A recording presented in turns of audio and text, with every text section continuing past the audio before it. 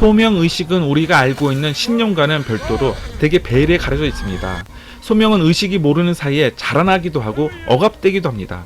모세는 자신의 소명에 대한 부담감 때문에 가벼운 죄로 그것을 은폐하고자 했으며, 사무엘은 소명의 길을 가기 위해 자신의 정신적 지주의 그림자를 제거해야만 했습니다. 이사야는 소명에 대한 열정으로 커다란 고통을 감내해야 했으며, 요나는 소명에 대한 거부 반응 때문에 비싼 대가를 치러야 했습니다. 그렇다면 신념과 소명은 어떤 양태로 드러날까요? 성장 과정에서 획득된 지식이나 신념이 전체 인격과 동일시될 때 그것은 무의식에 사로잡힌 상태가 됩니다. 지나치게 확고한 신념은 항상 위험 요소를 안고 있습니다. 그것은 자신의 신념과 일치하지 않는 모든 것을 거부하게 만들기 때문입니다.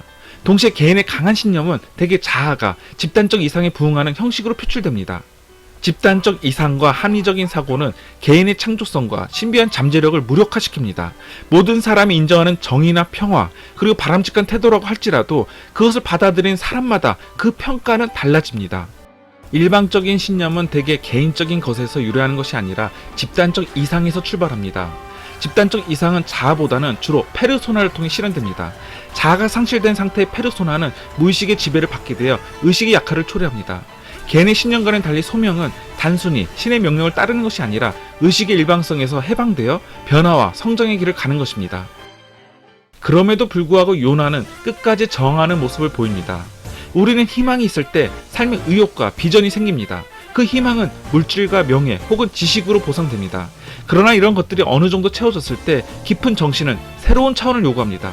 그것은 자기로부터 들려오는 진정한 소명입니다. 깊은 영혼으로부터 들려오는 소명은 곧 신의 음성으로 들려지고 그것은 영원한 가치관으로 자리매김합니다. 그러나 그것은 이성과 과학으로 무장된 현실 원리와 동떨어져 있습니다.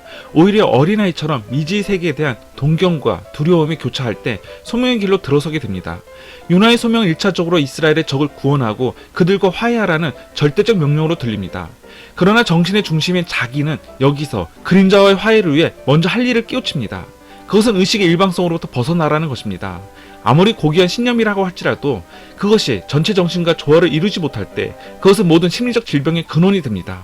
이제 우리는 모성의 자궁에서 재탄생함으로써 새로운 세계를 열어가야 합니다. 그 과정은 죽음에 대한 공포, 환희와 혼돈, 그리고 저항과 수용 사이에 갈등을 동반할 것입니다. 적막하고 고요한 밤바다를 홀로 항해한 후에 비로소 자아는 떠오르는 태양이 되어 온 세계를 밝게 비춥니다. 진정한 소명은 가장 가까운 적을 아군으로 만드는 작업에서부터 시작됩니다. 악한 적을 용서하거나 그에게 구원의 기회를 제공하는 것은 마치 적군을 치료하는 아군 의사와도 같습니다. 생명 원리는 선과 악을 초월합니다. 모든 생명의 원천인 무의식은 생명의 원리를 추구합니다. 일방적 사고 체계로 인해 인격의 결핍이 발생할 때 무의식의 보상 원리는 요나를 바다에 빠뜨렸고 부활의 길로 인도하였습니다. 그것은 죽음과 재생을 통해 구체화됩니다. 악에 대한 심판보다는 자신의 그림자를 인격의 동반자로 삼을 때 치유의 역사는 계속됩니다.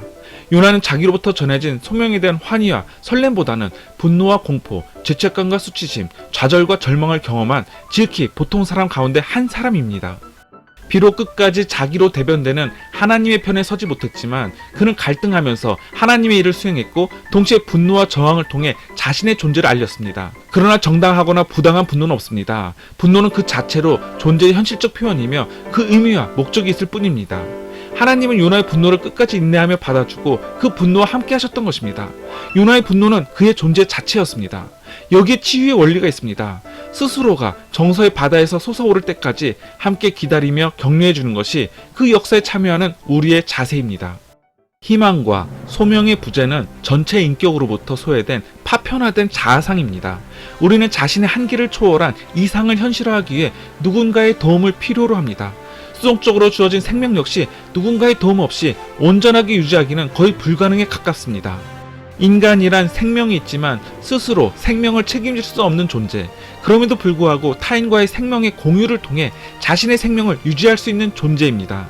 내가 생명 공동체의 일원이며 다른 생명을 살림으로써 내가 살 수 있다는 인식이 곧 소명으로 가는 출발점입니다.